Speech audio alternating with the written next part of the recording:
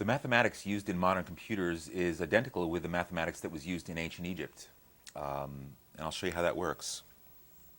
Today, when we write a number, we work in powers of 10 and place value.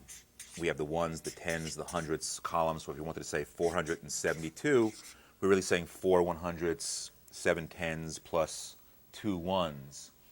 But the way that this occurs in modern computers is not place 10 value, but place 2 value.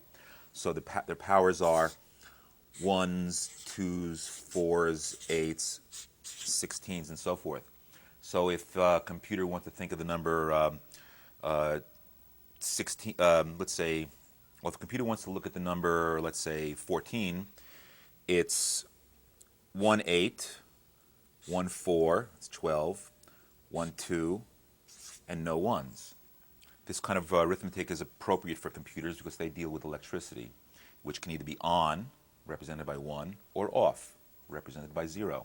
The flow of electricity or no flow of electricity, these powers of 2. Now, the way the ancient Egyptians developed this can be seen in the way that they would multiply. Now, neither the ancient Egyptians nor the modern computers use a times table. Times table is something we teach children in school, and it has to be memorized. But it's really inappropriate for a computer. And I'll show you how, for example, that works. The modern computer designers, as well as the ancient Egyptians, were aware of a mathematical fact that any number can be shown to consist of the sum of powers of 2. What I mean by that is if we write the powers of 2, 1, 2, 4, 8, 16, and so forth, you notice there's a doubling going on. And any number can be represented by the sum of these. For example, if we wanted to choose the number 17, it's 16 plus 1.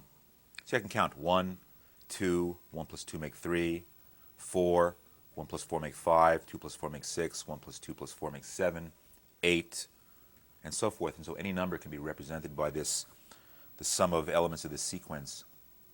So if I wanted to multiply two numbers, let's say we wanted to multiply 17 by 25.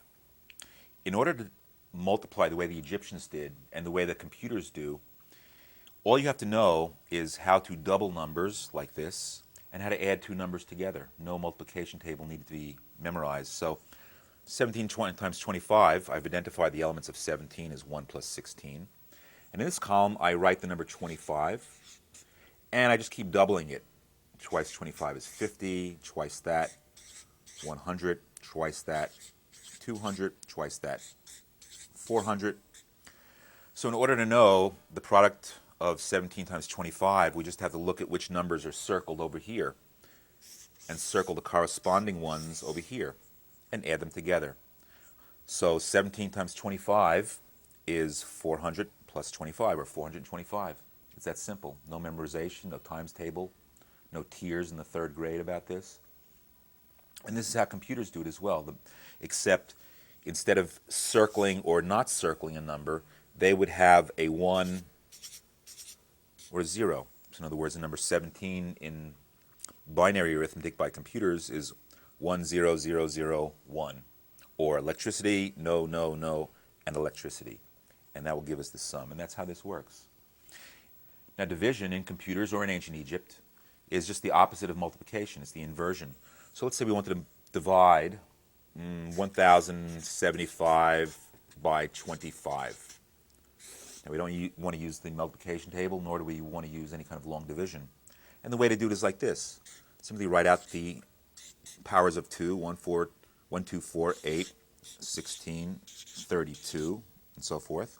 Here again, just the powers, the doubling of 25, 50, double that, 100, 200, 400, 800. I stopped there because if I went further, it's 1600, which is larger than 1075.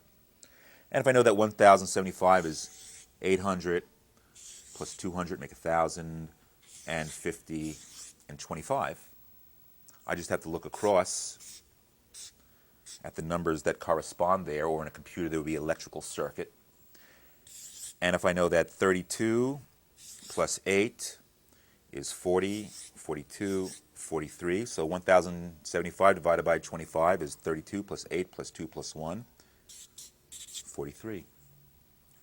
No multiplication table, no long division, no carrying, no borrowing. It's just very straightforward. Now, how did the ancient Egyptians know this? Well, I might add that also the ancient Chinese knew this. The binary system of powers of 2 is also the basis of the trigrams and hexagrams of the I Ching. The flowing nature of the universe, how things turn into one another in a flowing process in a binary kind of a pulsation. So this kind of arithmetic was also known to the Chinese as well.